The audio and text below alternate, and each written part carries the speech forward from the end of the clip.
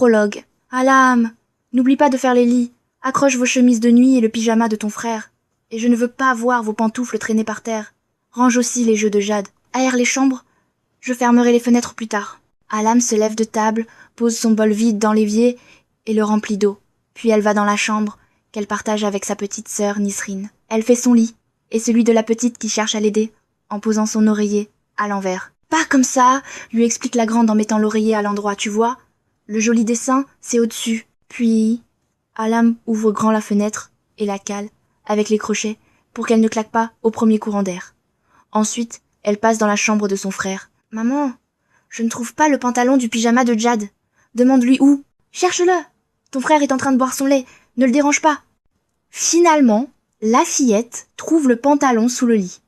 Elle tire soigneusement le drap, la couverture, pose le couvre-lit sans un pli et range les petites voitures qui traînent un peu partout. Apporte le cartable de ton frère, Alam. Regarde si tout y est. Un peu plus tard, dans l'entrée de l'immeuble, les 3 enfants attendent l'autocar qui les emmènera à l'école. Alam avait remarqué qu'elle semblait vraiment choquée, furieuse même. Oui, j'ai une poupée, elle est même très jolie. Le soir, je lui chante des chansons et je lui raconte des histoires pour la faire dormir. Alors elle ferme les yeux. Comme moi. Lorsque mon papa me raconte l'histoire de Cendrillon et des 7 nains, ou encore celle des animaux de Brême. Le soir, dans mon lit, l'enterré. La maîtresse était un peu décontenancée.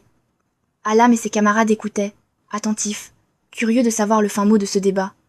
Le garçon les regardait, un peu intimidé de toute cette attention accordée à sa petite personne. « Ce n'est pas ta poupée, n'est-ce pas ?»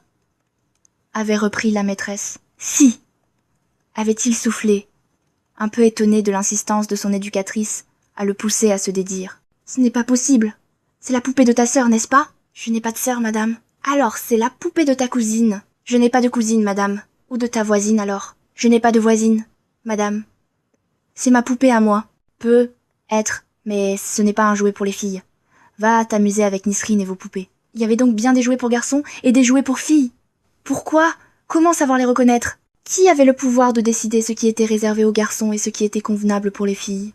Se demandait Ahlam. Pourquoi, si je suis capable de conduire une voiture, n'aurais-je pas le droit de le faire juste parce que je suis une fille ? Et pourquoi un garçon ne s'occuperait-il pas de bercer une poupée pour la faire dormir, par exemple ?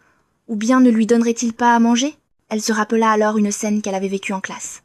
Ce matin-là, la maîtresse avait demandé aux enfants quels étaient leurs jouets. Les filles avaient, bien sûr, cité leurs poupées avec leurs accessoires, des robes, des pyjamas, des sous-vêtements, mais aussi des biberons, des brosses à cheveux, etc.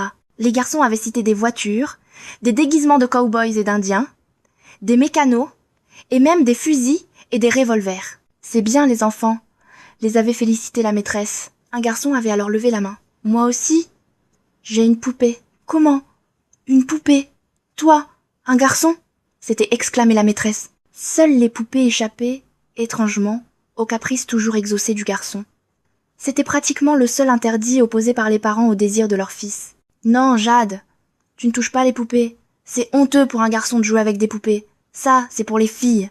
Étonnée de ce refus, Jade retirait la main, et les yeux de la poupée qui se fermaient et s'ouvraient seuls échappaient à ces investigations dévastatrices au grand bonheur de Ahlam ou de Nisrine.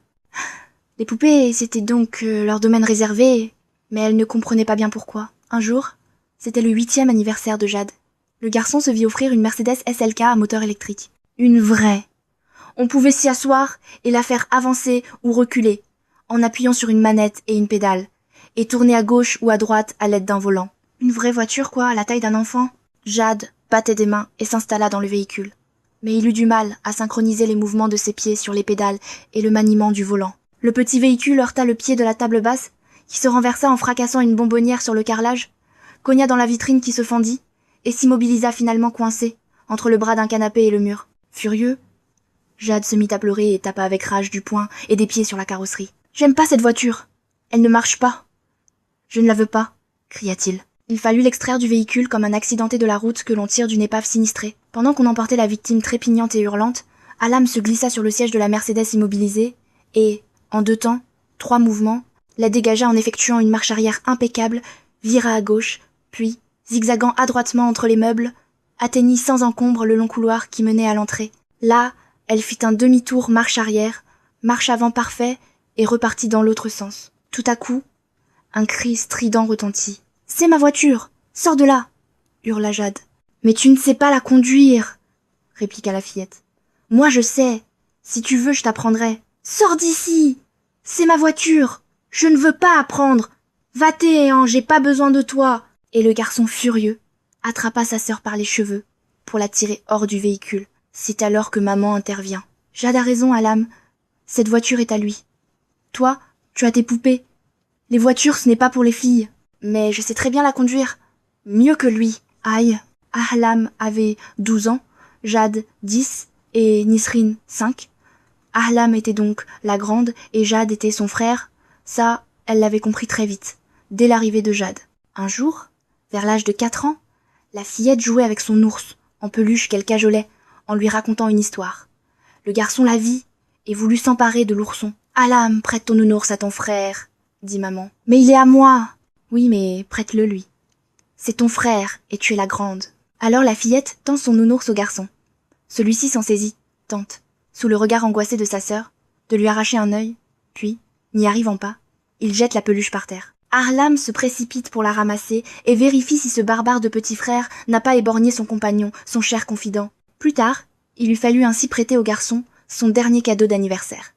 Une grande boîte de crayons de couleur et un album à colorier. Il cassa 3 crayons, abîma les pointes et gribouilla sur toutes les pages de l'album. Après, ce fut un puzzle de Pocahontas, dont des pièces furent tordues et d'autres déchirées. « Ça ne fait rien, Alam.